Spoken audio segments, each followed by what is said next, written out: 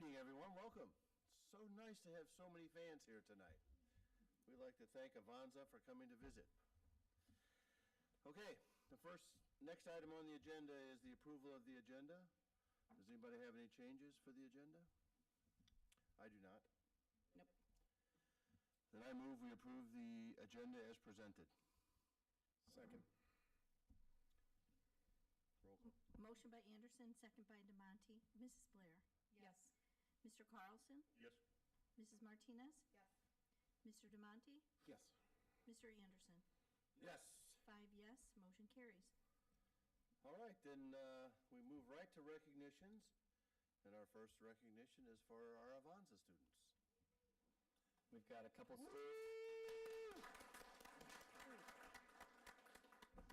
students who are going to introduce themselves, and they're going to run the show here a little bit for a minute. Well, good afternoon, everyone. Thank you so much for having us here tonight and recognizing our efforts. So I am a junior in, obviously, Warren, and I will be talking about Chicano College Bowl, which is something we participated in. It was a student-based competition based on Latin American history in the United States. This gave us the opportunity to better our leadership roles, networking abilities, and organizational skills, which translated into our everyday lives. I'm Jasmine Corona. I'm a senior at Almond, and I'm talking about the symposium that we had we met a famous person. Her name is Mite Carreno. She was part of the East LA walkout, where she came to talk to us about her sacrifices that she went through, and she wanted to talk about how she wanted us to motivate and just keep on going and to not back down on our dreams and all. She's currently a famous artist who she likes showing her culture through arts, and she's very courageous of being Latina and just wants us to be happy of being a Latina as well. Thank you so much. So you guys had College Bowl in April, is that correct? April. Chicano Bowl, excuse me, in April? Yes. So you already did last year, and you did very well, as I recall. First place? Yes, first place varsity and 1 point off for junior varsity. Ah, and you've won first place for a few years in a row now, as I recall. Yes, for multiple years. We're trying to win this year as well. Yeah, we got this. Well, Very I mean, we want you to uphold the tradition for sure. But you've done a wonderful job, and we greatly appreciate your efforts, and thanks for coming by. Anybody else have anything they want to share? Nah, okay. That's all right. Thank you again. Great job.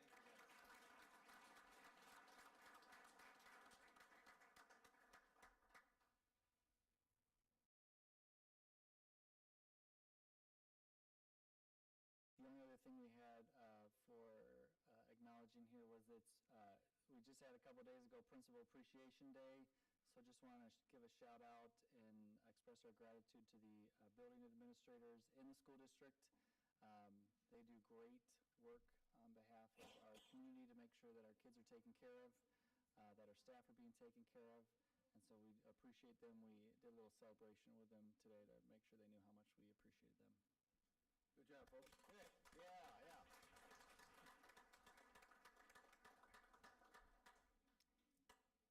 Okay. So the next item on the agenda is public comment. I believe, yes. So it's a chance for anyone who would like to have an opportunity to address the board. They can do that at this time. You get your 3 minutes. So nobody has signed in to speak. Is there anybody here that would like to address the board today? Ms. Pope? Just kidding. No, he wasn't. Okay. If nobody else would like to address the board, then we'll move on. The next item is the President's Report, and we have the Illinois Association of School Board 2022 Resolutions Committee Report.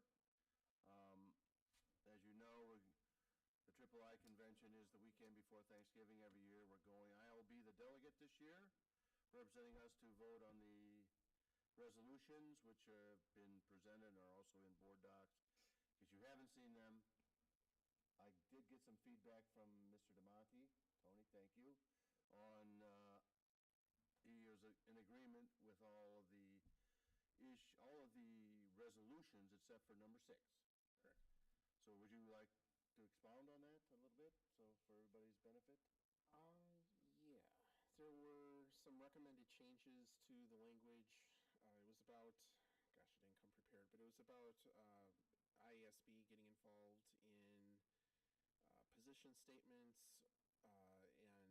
and there was a resolution that was very generically done and focused on positions, not individual candidates, and About the nonpartisan. yeah, trying to remain nonpartisan and all that kind of. And then there were some changes to. I'm sorry, it had previously language about individual candidates, and then there was our district that tried to update that, and the efforts of keeping it nonpartisan and stop focusing on individual candidates, but that got rejected by the resolution committee. Said something about intent or I don't know. But to me, ISB should, my opinion is that ISB should be as impartial, nonpartisan as possible, and not look at individual candidates.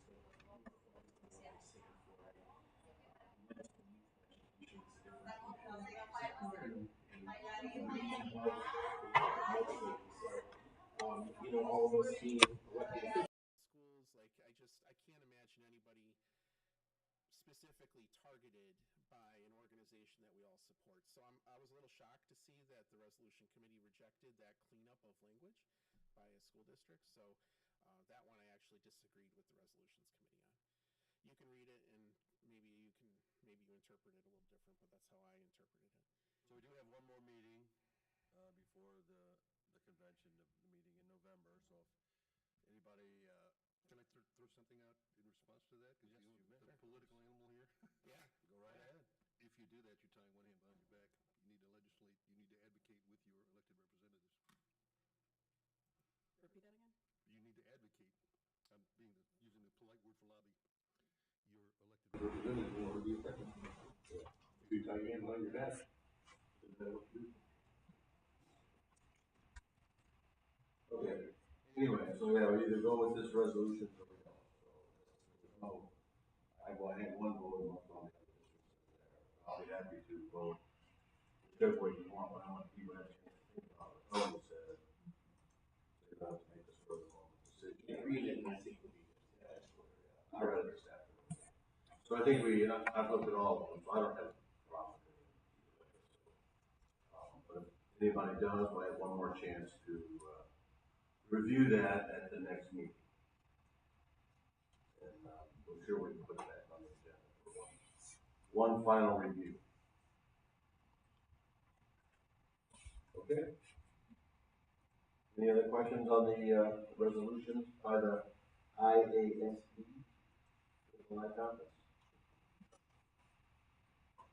Then we'll move on to committee reports.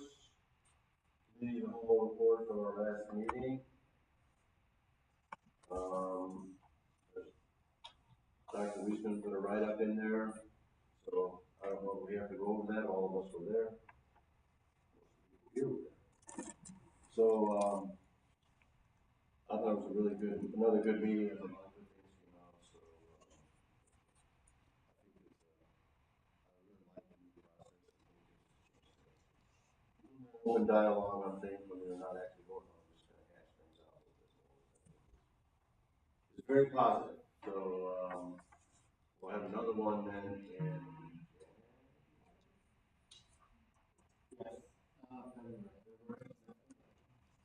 We have plans to do between now and then. I think it also really gives a nice insight for the audience to hear what we as individual board members are thinking, what our ideas are, which way we're shifting with certain items. Very transparent.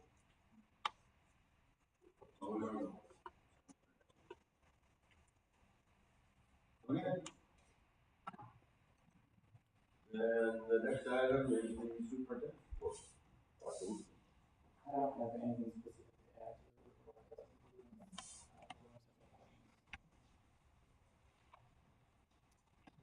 have, if you'd like me to walk through, the treasurer's report slides, if you'd like. Mr. Anderson,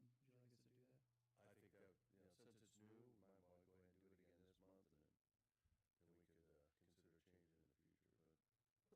do it again this month, and then we could, consider changing it in the future, but. Wait, are we skipping over the monthly reports? Yeah, we can do that now. I don't have anything specific to add to that, but if you have questions, we can. So I'm gonna go through the treasurer's report, if that's okay with everybody. Yes, please do. So,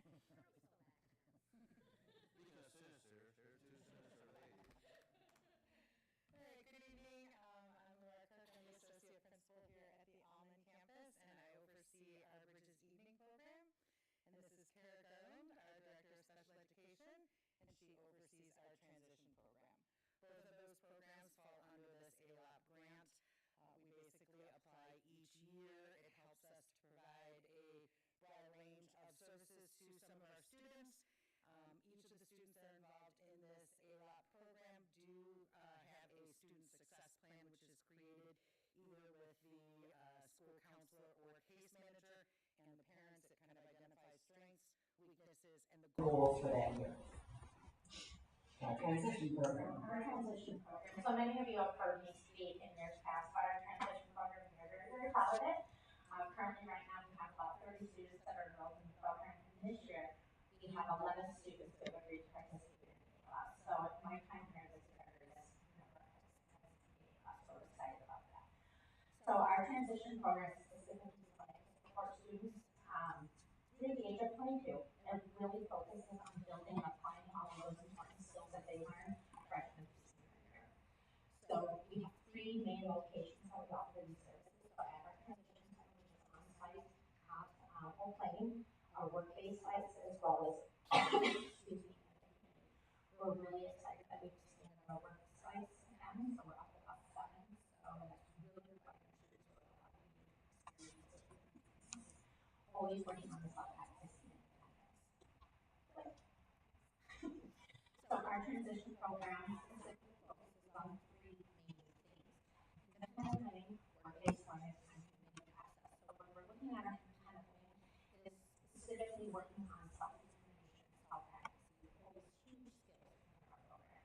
Our work-based learning specifically works on that career awareness and career exploration. As I mentioned, we're over at 7 sites currently, and then we also have about 10 volunteer opportunities that we'd like to tap into. So we're very excited about that. Community access is really important to all. How do we apply and transfer those skills?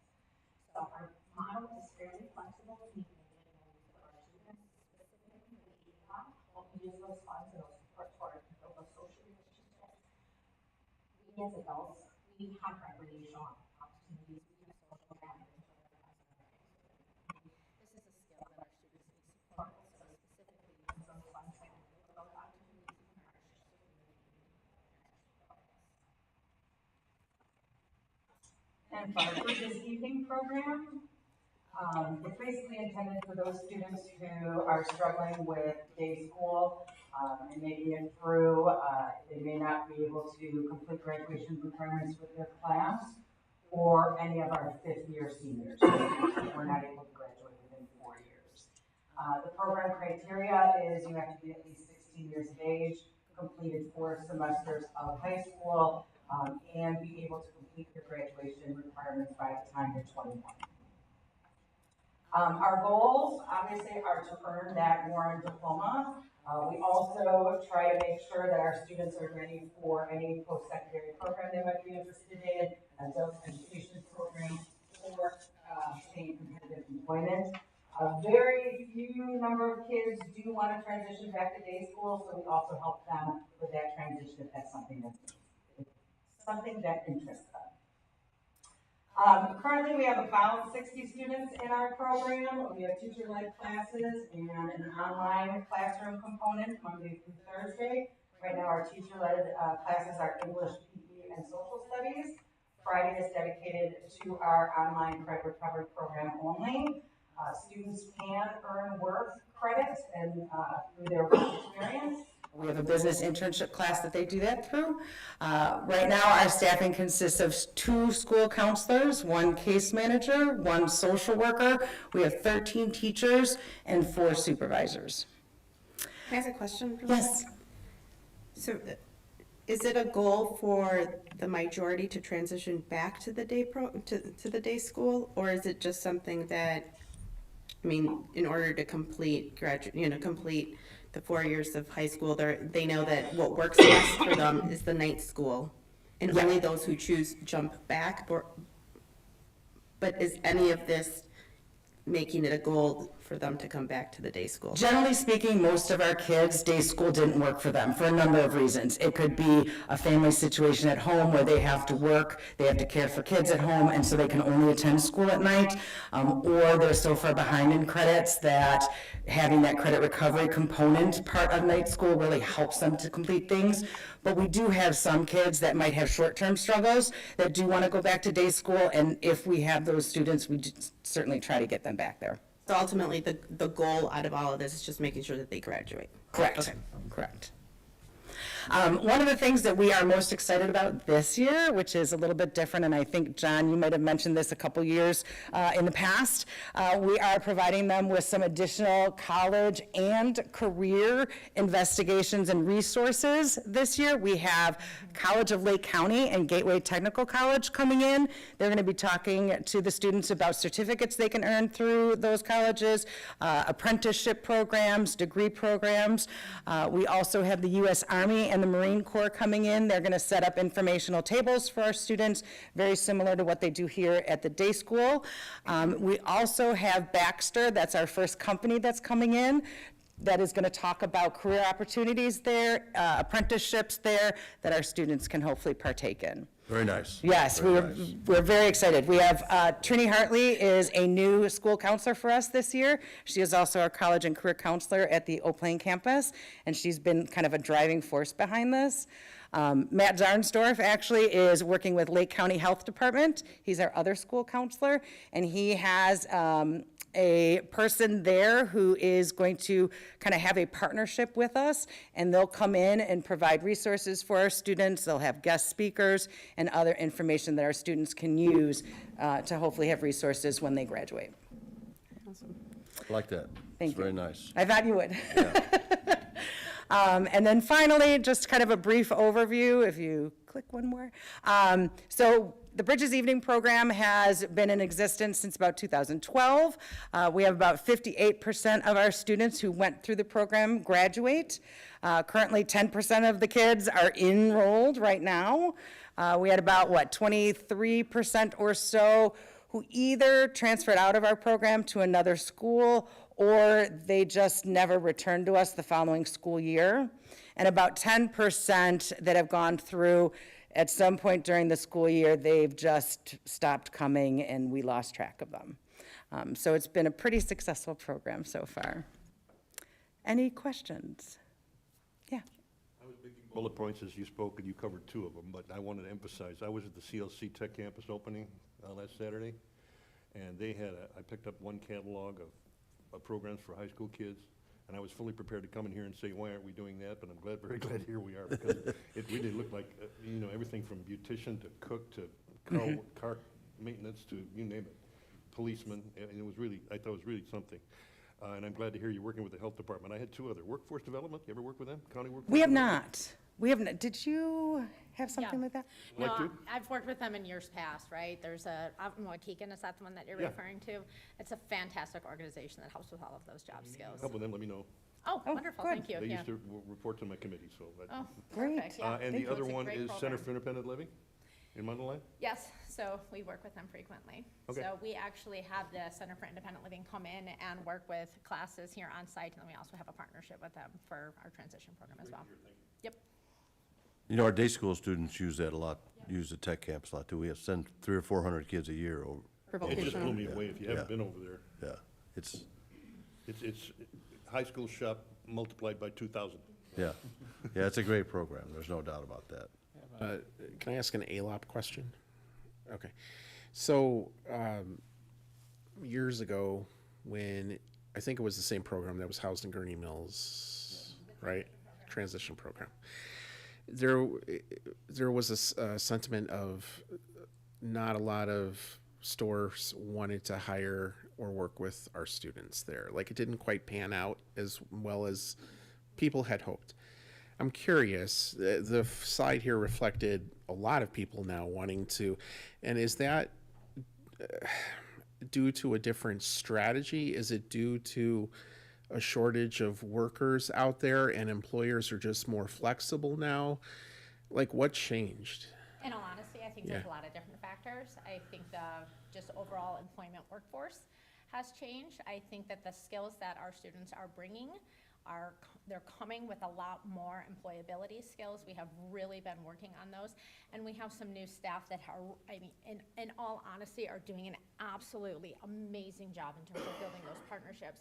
Our transition specialists, every single solitary day, not even for students that are in part of this program, are making those employment connections. We have a separate grant that specifically kind of works on those and partners with the DRS, and our numbers in that grant exceed our outcomes for the last 2 years. Yeah, it's just a very been different absolute- story than just a few Yes. years ago. So it really sounds like the remarkable. answer is a variety of Yeah. factors changed. But I think that some of our student initiative, I think our parent partnerships have really blossomed in that area too. And then we just have some staff that are really, really passionate about it and are really Yeah, helping it's to all support our positive. students. Sounds It's- great. It's remarkable. It really is. I'm very proud of them. No. So are we connecting them within Lake County or just within Gurnee? All over, okay. All over, absolutely. So we actually have a whole bunch of parental resources that are listed on our website. So as our students matriculate through freshman to senior year, and then through our transition program, we are constantly revising that list as new organizations come about and their contact information changes and things along those lines. So we're building partnerships all over the county, just Northern Illinois in general, to be honest. So we're very excited about it. Last week, I was able to do a job shout out with one of the job coaches at Anastasia's restaurant. Super, Chips. yeah, super really cool environment. And I think when I was talking to her and learning more about her role, there is a lot of outreach from the staff and CARES team is reaching out.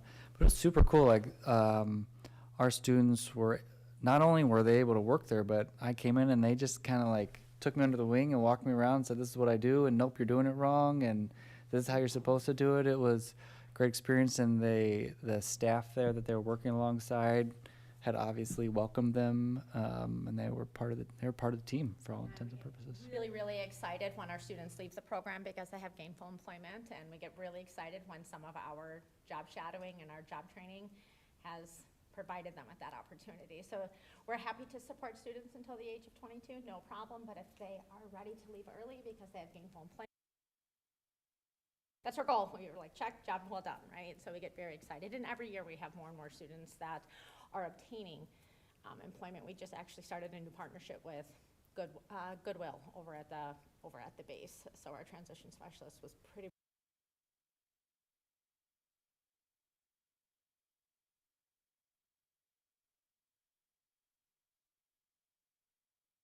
ALOP and all that, and ALOP bridges. is part of it. We also have some STEP grant, and then we also have our IDEA grant, and then some local funds as well.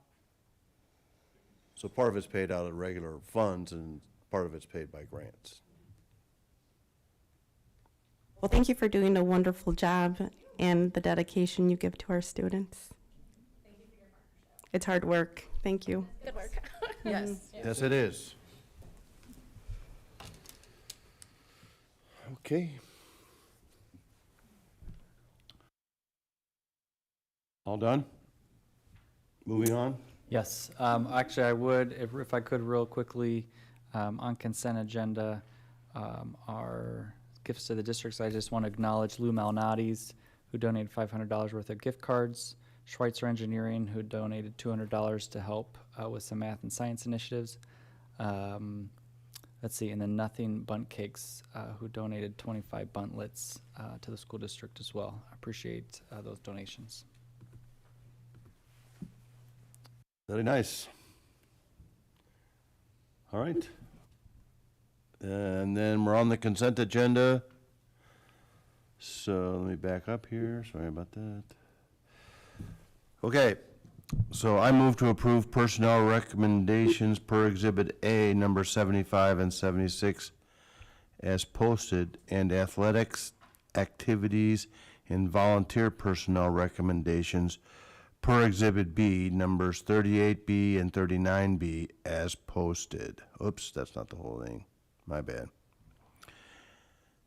And the payment of all bills dated October 25th, 2022 in the amount of $4,186,718 in the regular meeting minutes and executive session minutes of October 11th, 2022, in the acknowledgement and acceptance of gifts to the district.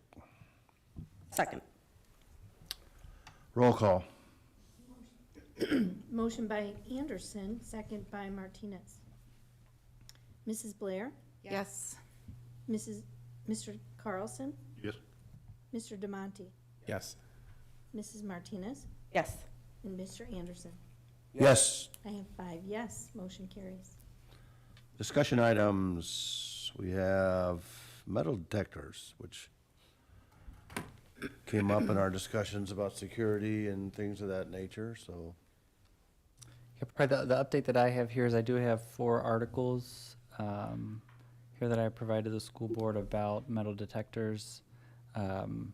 And then there are, when we have been asking around at neighboring school districts, while Keegan has been using metal detectors and Zion did start using metal detectors this year, then the Regional Office of Education uses them at their safe school as well. There are some school districts that have metal detectors or wands available that they use kind of sometimes for events or pending specific or targeted needs. But those are kind of the local districts that have them and are using them. As I've looked at the research, I think the research kind of gives some pros and cons, really. It says, yeah, you will catch things in them. You're not going to catch everything, which I think we already knew. And there's some considerations to take into mind in regards to the perception that students have and the impact that it has on students. Mental health, coming in and seeing metal detectors and going through Should I be metal afraid? detectors. Should I be afraid? Yeah. You can keep talking about it if you'd like to. My recommendation at this point probably is to kind of continue to understand what's going on around here as far as what other school districts are doing, but we've got a security consultant coming in, and we can use that as an opportunity to just get a recommendation for him and as you weigh the pros and cons of that. Thoughts? The shooting in St. Louis happened 2 days ago? Yeah. Yeah, they said that they weren't disclosing how the person got in past the metal detectors because they didn't want to give somebody else a blueprint. And then they showed a broken window on TV. Yeah, I think they more come in as a deterrent. It's more perception than it is maybe actual security. I still struggle to figure out, with every kid having a Chromebook, how in the world you go through metal detectors without every kid buzzing.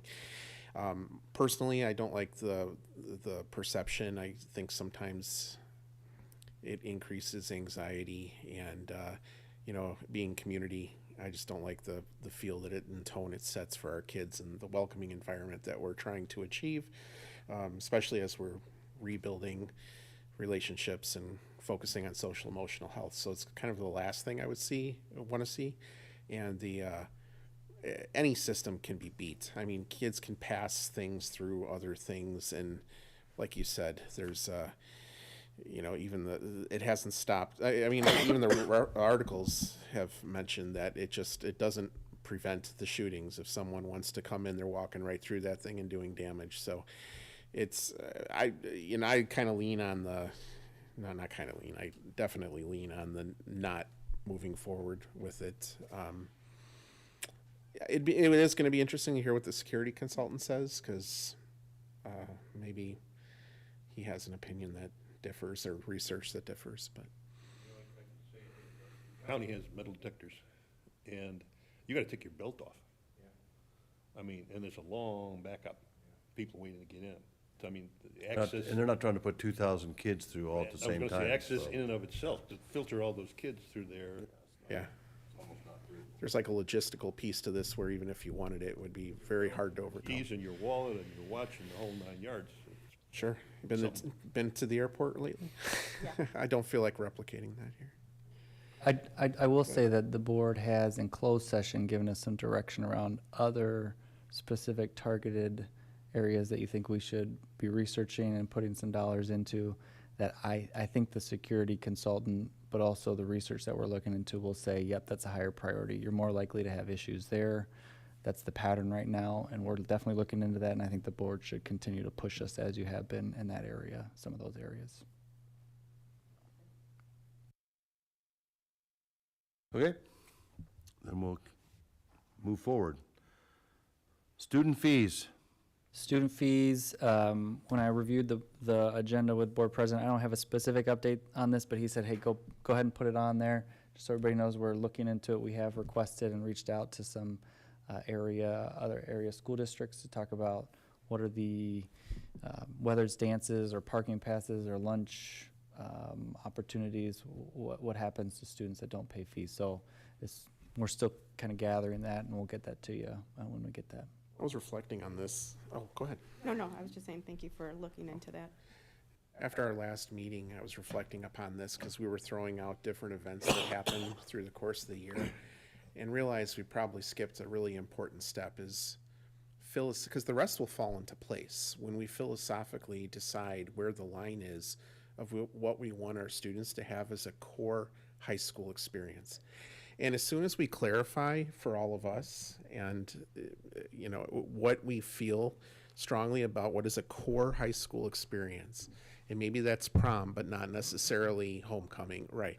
Once we have clarity on that, I think the rest will fall into place. So as we continue to figure that out, it may require just some talking and discussion, maybe next committee or prior, but otherwise we're just randomly picking events, whereas we need to kind of decide what we want every kid at Warren to experience. Absolutely. I think that's the crux. Have the opportunity, whether they want to attend or not, we offer this. And I think then the rest will come into play. Good. Minivan update. I need one.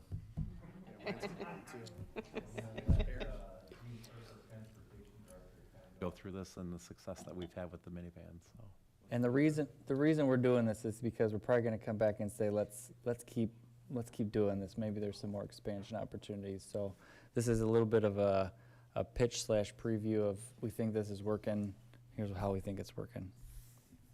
I'm Jeannie Turf, Director of Transportation. This is Sandy Sweeto, does our special education transportation. We wanted to talk a little bit about the vans that we got. We have 5 new Toyota Sienna vans. They're working out really nice for us. We have 4 of them on routes right now. We have one that we're not using. We may start using it, or we may keep it as a spare, as we do maintenance on the other vehicles. The routes that they're running are generally special ed students that go to schools outside of our district. So they could be Elgin, Highland Park, Schaumburg, Palatine. And we've always transported the same students to these schools. We used to do it with our buses, some of our smaller buses.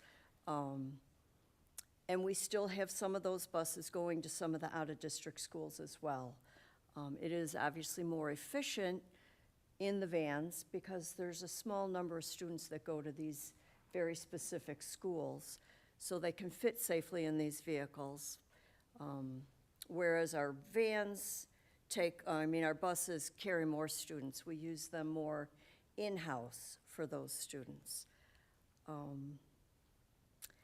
And I know you have the information in front of you, but as far as fuel usage between the vans and the buses, it's kind of obvious that they're obviously more fuel efficient. They're hybrids. We were surprised, and Mike was very surprised when we showed him what the average fuel for them has been costing us. The buses, they take a lot more, and they're all gas. None of this is diesel. The bigger buses are diesel, and they get even less gas mileage. But it's obviously, this is based on 4 vans, not 5. But the more vans we run, that's less fuel that we're using in the bigger vehicles. You can go forward.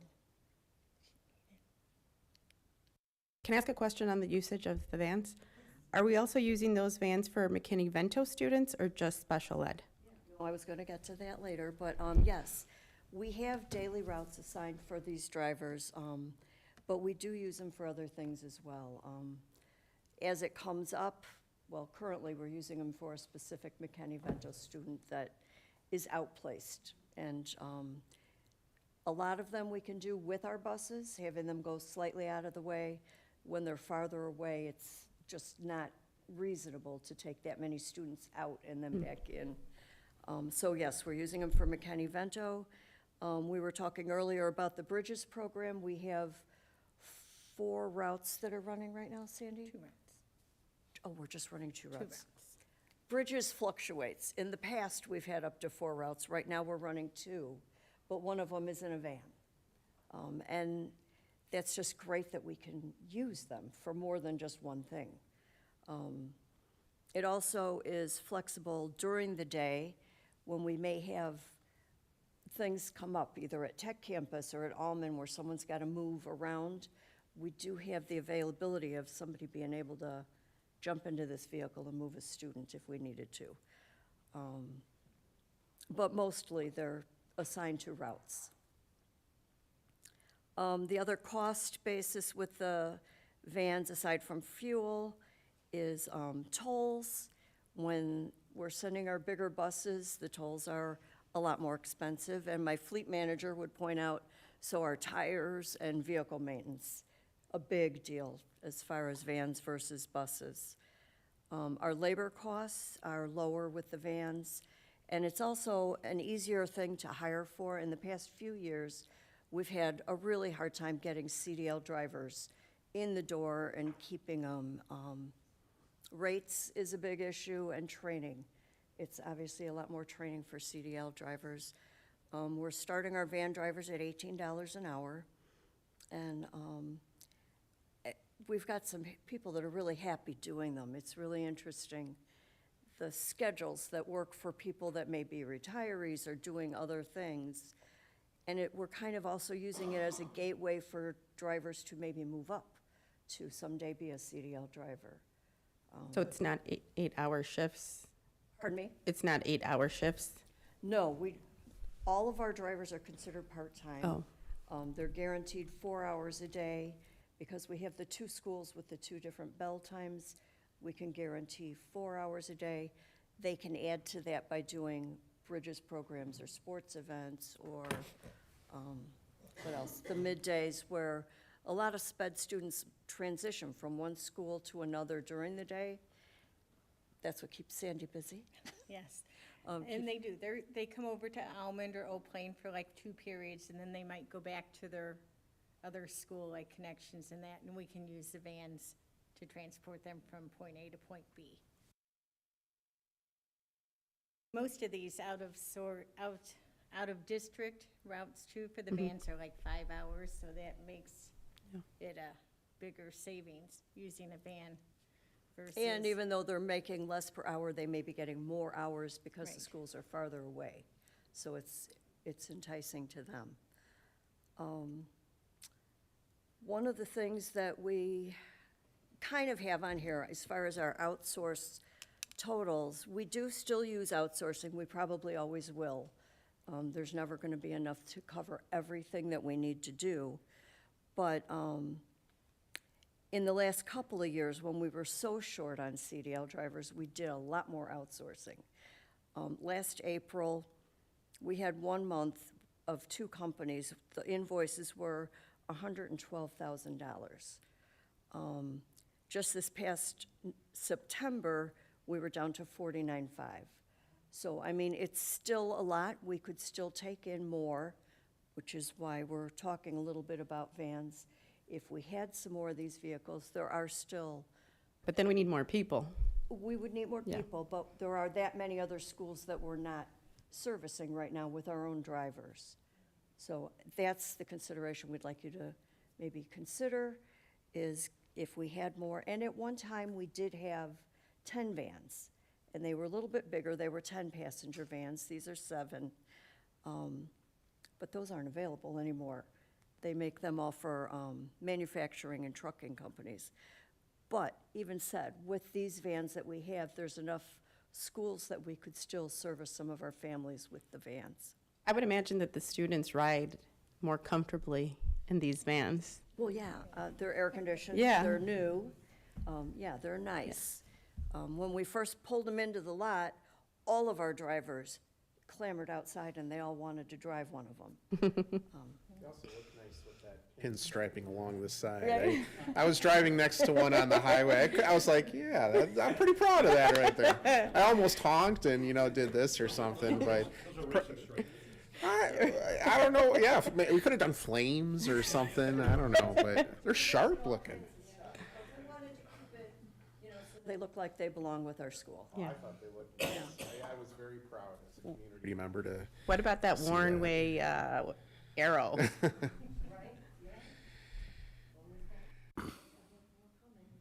Something different. Are you filling these vans, like, the 7 seats, are you filling them?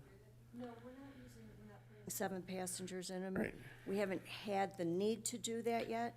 For the Bridges program, I think we've had 5 at one time.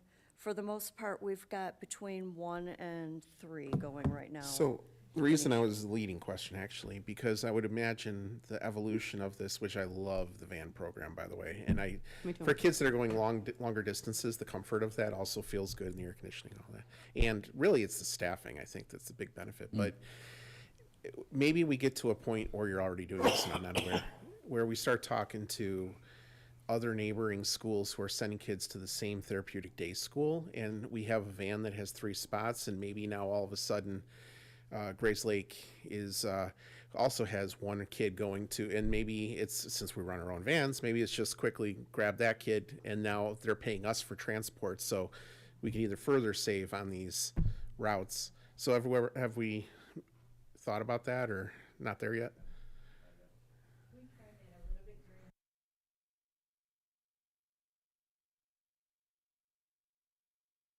Just right? We have tried it also. Something that, can be looked at further, it just Yeah, doesn't work. it's what the private companies do, so I'm just saying mimic the model of the private companies. I wouldn't be direct access, but it would also help contribute to some cost savings as well. There's considerations, age levels of students. Right. We are high school level, it wouldn't really be appropriate to put them with elementary. Right. They learn more than they need to, just like on the bus. We are consolidated with District 56, so there have been times when we have done some sharing, but when there's too much of an age difference, it's not really appropriate. And then, as Sandy can say, these students move around so much that it really is logistically hard to coordinate. But districts do put that out to each other. Hey, anybody got anyone going to John Powers? Or Right. do you have anybody going up to Zion? They do ask. And right now, if I'm not mistaken, I think it's SPED's policy not to combine districts because you really don't know the other students' issues as well as their own district. And a lot of these kids are going to these schools for very specific reasons. And if you don't have that control kind of and that knowledge, it's a little bit tougher. Liability issue? Yeah, it could be. Well, which And is right now, also- it's just been the basic policy that they've always said we're not, combining. And that's an ISB policy? No, it's just Oh, it's basically our a special ed here. policy. Okay, got it. Which is also, we like to do our own transporting, so we know the families, the parents, the students' needs, what to expect out of them. And I can tell you this, the parents love them. So far, they absolutely love the vans. They love that we're using our drivers because the outsourced companies aren't always as reliable. They're not always as on time because they are doing multiple schools And it's not tiering it consistent. differently. And The it's not drivers near aren't as consistent, right. Yeah, they switch drivers out regularly. So they are loving the van program. Can I go back to how you said it's an internal policy?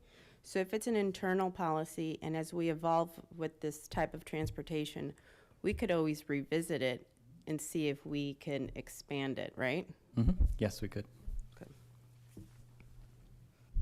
Especially if we were able to get the bigger vans like we used to have that were 10 passengers. Then that would be, just as far as spreading them out a little bit, that helps. Right. Yeah. As long as they have the stripe, I'm good. Yeah. We'll put that up for approval before we do it again. Any other questions? Not for me. Thank you. Thank you very much. Great job. Thank you.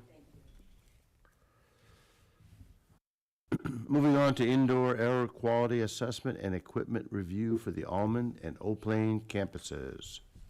Yeah, so one of the things that came up when we were talking about facility projects is there a possibility that we could refurbish or otherwise renew some of the equipment that we have? So we're not bringing anything for a vote tonight, but just want to put out there the idea of, I'll have Mike fill in here if I got any gaps, the idea of having a third-party assessor come in, do a review of our equipment, give us some ideas around the equipment that is actually end of life, the equipment that might be end of life but is working fine, and so we don't need to touch it, and some of the equipment that we might be able to refurbish and what a cost might look like for refurbishing. I don't know if we've got the ability to do that internally, so there might be some benefit and some, it might pay for itself. I don't know, Mike, if you got anything you want to add to that.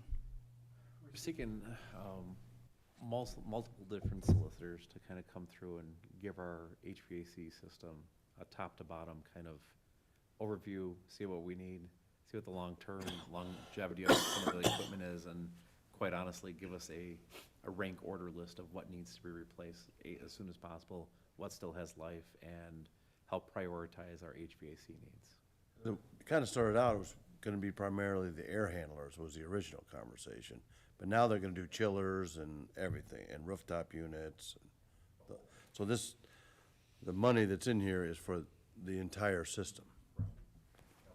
Okay, just want to make sure. I think it could generate a lot of savings in work that we have to do anyway, so if it does, then I think it'd be worth spending the money. Yeah. Any other thoughts? We'll, like Dr. Engel said, we're going to keep soliciting out there and see what's out there as far as availability and what the market will give us as far as costs, but then probably come back with a proposal unless there's concerns in the next month or two. Thank you. Yep.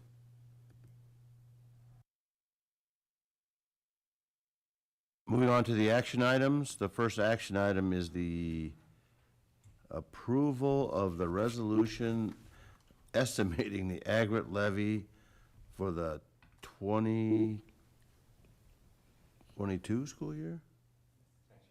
Tax year. Thank you. Not school year, tax year, which is the 23-24 school year. Yep. All right. Proceed.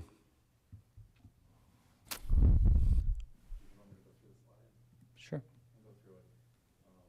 Basically what we would have gone through the week before. It's just the resolution tonight is asking the board to approve our aggregate extension, which is, we can go through the timetables of everything here.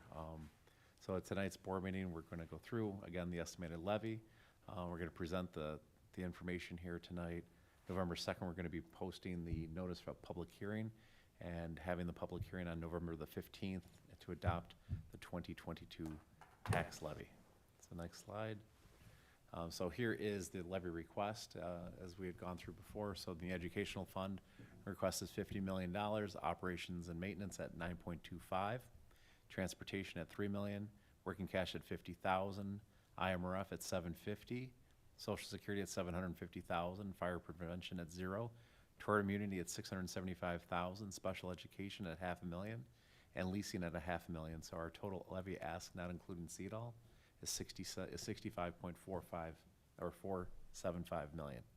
Everybody knows we don't actually get that much. We just ask for that much to make sure we don't leave anything on the table. We get what they send us. Absolutely. So, as you could see from prior years, you can see they asked for 2018 and what we actually received. So, going back to 2021, we asked for 49.45 million. We got 46,911. This year, we're asking for 65 million and change, and it's not going to be $65 million that we're getting, but it's going to be last year's extension plus CPI plus any new growth plus the referendum money coming in. So how much do you think we're getting in? That's going to be roughly about 61, 62, depending. Could you go to the slide with the totals then? Mm-hmm. Okay, so you're gonna get 61, 62, and you're asking for 65, for? What are you gonna cut? Is that our decision? There's no cutting. I'm misunderstanding something then. Right, we're asking, Steve, we're asking for 65 simply because we're gonna ask for way more than we know we're gonna get. We don't have to slice, we just don't get it. What I don't understand there then is. All those numbers will change based on what they actually send. Yeah, So we'll modify. We change those numbers. Yes. That's my question, thanks, sir. We'll We don't- modify according to how much we get from the actual levy. Yeah, we don't budget according to the levy request. We'll budget after the. Yeah, I just wondered Got it. who has control over that, and, okay. Understood. Got it. So, And this is due in the next couple of, the we- last Tuesday of December, it needs to be Yeah. filed with the county clerk, Yeah. but we'd like to get it in November. So the 2022 maximum tax increase by law is 5%. It's last December's CPI. So as you can see, the prior year's CPI from 2010 to current, as you can see, last year was at 7%, but the max that we could do is 5%. So here's the breakdown of our revenues. As you can see, 69% comes from real estate taxes, 3% from CPPRT, 7% from local funds, 11% from evidence-based funding, 4% from the state, and 6% from the federal government. So we're doing a balloon levy. So the tax year extension for non-bond and interest funds will increase about $18.5 million. Tax extensions for the full bond will actually decrease by $66,000. The total tax increase that we're asking for is $18,497,480.32, and this is an approximate 35.24% tax increase over the prior year. What does that mean per household?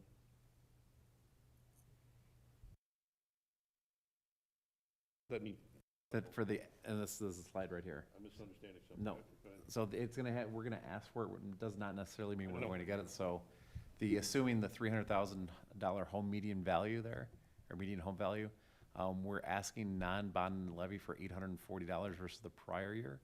The change in bond and interest levy is $1, therefore the annual increase would be $839 compared to the prior year.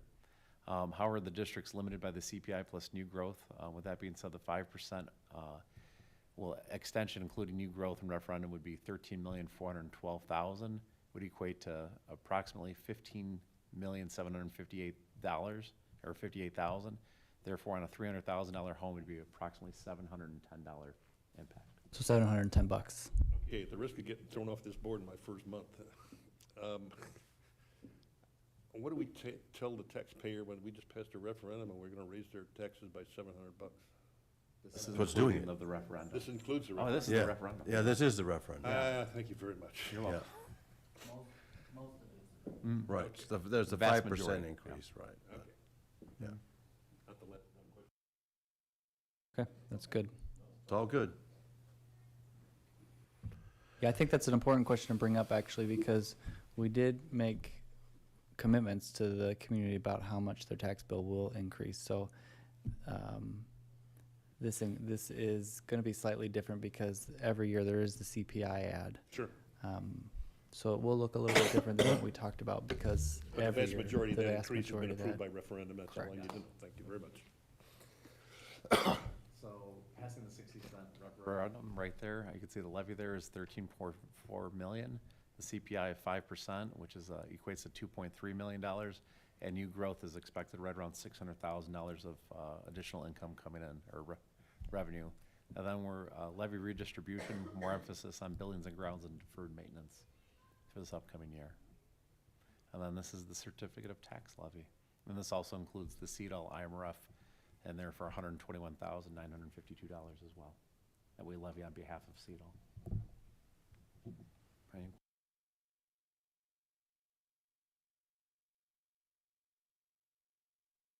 No questions? Steve, those are good questions. Thank you. 2005, I was asking the same questions, trust me. I believe you. I move to approve the resolution estimating aggregate levy for the year 2022. second. Roll call. Motion by Anderson, second by Martinez. Mrs. Blair. Yes. Mr. Demonte. Yes. Mr. Carlson. Mr. Anderson. Yes. Mrs. Martinez. Yes. I have 5 yes. Motion carries. Curriculum guide changes. So we don't, we've talked about this to some degree, actually to great length the last couple of times we've met. So I don't know if we've got anything specifically new, but if you have questions, we can definitely answer any questions that you might have. I don't have any additional questions, that we'd spend a lot of time on that the last committee of the whole, we've talked a lot about these things, so. Does anyone have any questions? New questions, old questions? Maybe just give a quick overview again. So the only real significant changes are the two new courses, Honors United States History, Honors English 3, that are as a result of the automatic accelerated placement legislation that's going into effect. We have a dual credit chemistry class that is going to begin, that's Honors College General Chemistry, and that's matches up with CLC's General Chemistry 1 course, and then our AP Environmental Science is also now will be available for dual credit. For our kids will have that option, and then also our Tech Academy certifications, Tech Academy Plus will have a dual credit option for kids as well. So most of the changes are in that realm, adding dual credit opportunities for students, and there's a couple new courses. And then there's any other changes are highlighted there in the document in the board docs. There's kind of an update, like the small little tweaks that we had to make, and then language changes we had to make in the prerequisites as a result of automatic accelerated placement. Thank you, Chris. Any other questions? I move to approve the new course proposals and curriculum guide changes for the 2023-2024 school year as presented. Second. Roll call. Okay. Motion by Anderson, second by Blair. Mr. DeMonte? Yes. Mrs. Martinez? Yes. Mr. Carlson? Yes. Mrs. Blair? Yes. Mr. Anderson? Yes. 5 yes, motion carries. Resolution regarding gun violence. Let's back up on our conversation, so. Yeah, the only thing I would add here, we talked about this to great length at the committee meeting. One of the things that you requested was that we maybe get some feedback from the Gurnee Police Department. We did send that to the Gurnee Police Department. It's only been a handful of days since our last meeting, so we're still waiting for some feedback on that. The board may want to table this until the November meeting, until we can get some feedback from them. You may also just want to talk about it some more today as well, but I would consider waiting since we asked them for some feedback before you approve it.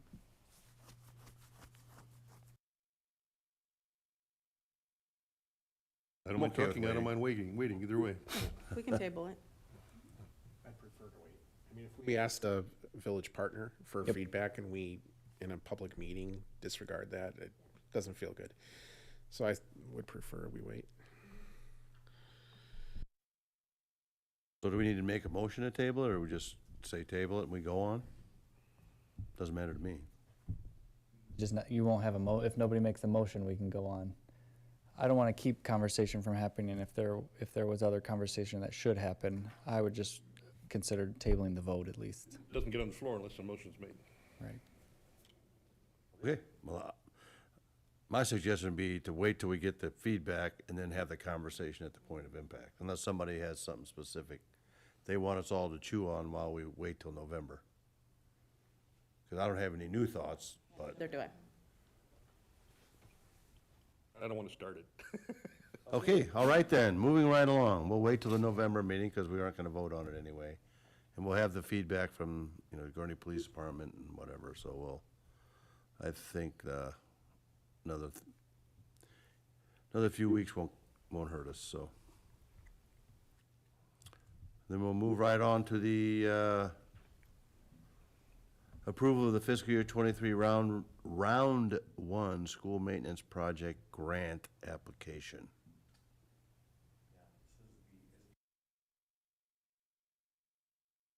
That they typically have done for the last couple of years. Roof sections R11 and R12 have been identified. The scope of project of about $120,000 from Chuck Rowley and Associates. We're asking the board for approval of the school project maintenance grant tonight. We've earmarked funds for that specific project in the amount of $120,000, meaning that $70,000 would come from local funds and $50,000 would come from the state. Larger kind of scale, and this is just kind of So I wanted to show you guys where R11 and R12 are. They're kind of on the top of the red section over there. Part of this. This is the science wing here, right? Yes. Mhm. So, Old Plain? this is Old Plain campus, correct. So as you can see there, R11 and R12 are those two sections of roof, and you can see R11 is 4,120 square feet, and R12 is 735 square feet. We're also going to be looking at per unit pricing, so per square foot of pricing, so we can possibly bid it out, but also get pricing along for R13, 14, 15, you know, R29, that entire red section there as an additional project for this summer from Chuck Raleigh, so we can get some actual economies of scale in there for roof projects that need to take place. And these are identified as the most in need roofs that need replacement the soonest. Me. So all we're really approving today is the application for the grant. For the grant, correct. For the $50,000 back from the state. Plan is to solicit bids in the next couple of weeks for everything up there. Mhm. Where's R4? Is it that one little piece right? Yep, right to the top there. Okay. Mhm. There's a lot of roofs over at Oak Plain. Yeah. So, It's like starting with a mobile home and then building a 10,000 square foot mansion around it. That's what it's like.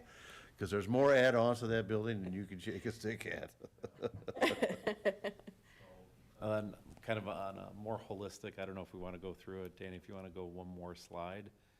This is kind of. Oh, we don't want to see that. Multi-year. Well, now that you showed me that, I prefer R7 over R. No, I don't, whatever you recommend is. This would be the 4-year kind of phase. Yeah. So R7 is last. No, yeah. We'll have a vote on that. Yeah. So yeah, the different colors represent different kind of phases / different fiscal years. Sure. To kind of bite off bite-sized chunks, and to kind of get economies of scale, but yet workable summer / extended periods of time to get things done versus biting off more than we can chew during one school year. New science wing's fairly new, really. I mean, it's been.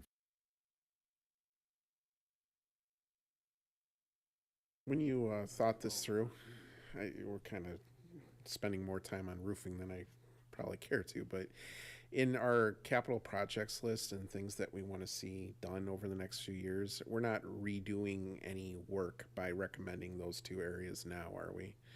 Like, did we, like those couple areas, they weren't on the list of areas to renovate and therefore would have re-roofed it anyway. No, those two roofs are. I'm sure you would have thought about that, Yeah, but, and not yeah. only that, but strategically, roof access, and then not having to walk over other roofs, because they're all on different multi-levels and Nope, everything I else. I figured you were aware, but I just, you hate to redo. There's stuff. nothing level over there either, so. I want to go up Yeah, there. I do tours. I'm a tour guide. I'll do a roof tour Yeah, for any I'll do board a members that roof would like a roof tour. You gotta go up a lot of steps and. I'm not getting on the roof near any of these people. Oh, look, he fell. Oh. We could do a board meeting up there next month if you want. Yes, I know. It'll hold us both, I'm sure. All right, enough about roofs. I move to approve the FY23 Round 1 School Maintenance Project Grant Application as presented. Mr. Carlson, roll call. Motion by Anderson and second by Carlson. Mrs. Blair? Yes. Mrs. Martinez? Yes. Mr. Demonte? Yes. Mr. Carlson? Yes. Mr. Anderson? Yes. 5 yes, motion carries.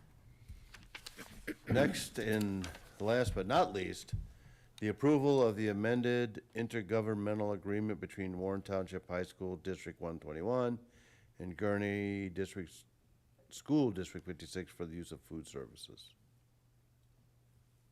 Second. Not a motion yet, but. So we're just redoing it for. Correct. There's a change in the actual dollar amount monthly. It went from $2,000 to $1,300 a month. Quest ended up adding an additional $18,000 because to the IGA, if you will, between us and Quest, which brought the annual up from $24,000 to $33,600 annually for use of our kitchen facilities. They're paying us more, and then therefore we don't have to charge them as much. You never lower your price. Have we taught you nothing? We didn't lower our price, it went up. I was seriously actually wondering about that. Like, I get that we have a peer partner, a local partner that we receive kids from. That's great.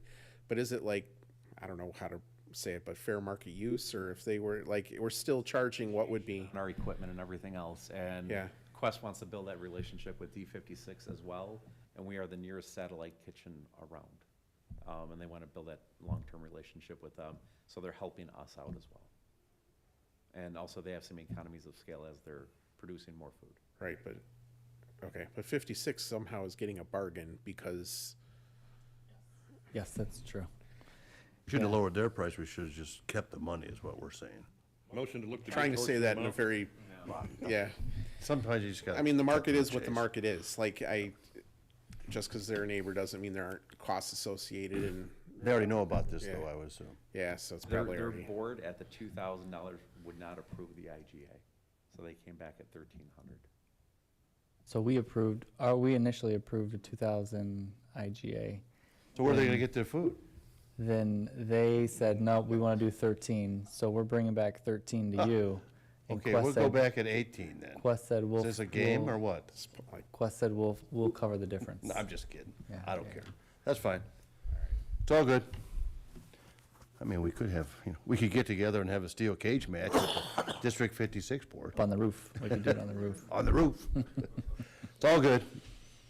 All right, then I move to approve the amended intergovernmental agreement between Warren Township High School and Gurnee School District 56 for the use of food service facilities and equipment. Second. Roll call. Motion by Anderson and second by Martinez. Mr. Demonte? Yes. Mrs. Blair? Yes. Mr. Carlson? Yes. Mrs. Martinez? Yes. Mr. Anderson? Yes. 5 yes, motion carries. All right, then. That's the last item on the agenda, so, no. Sure. Just want to see, we got a nod so we can proceed with 5 additional bands or looking. Of course. Yeah. Okay, just want to make sure. Great plan. Thank you. All right, then. We're gonna, I move we adjourn the meeting. Second. Motion by Anderson, second by Martinez. Mr. Carlson? Mr. Demonte? He's got. Mrs. Blair? Yes. Mrs. Martinez? Yes. Mr. Anderson? Yes, thank you, everybody, for your time this evening. And we're off and running.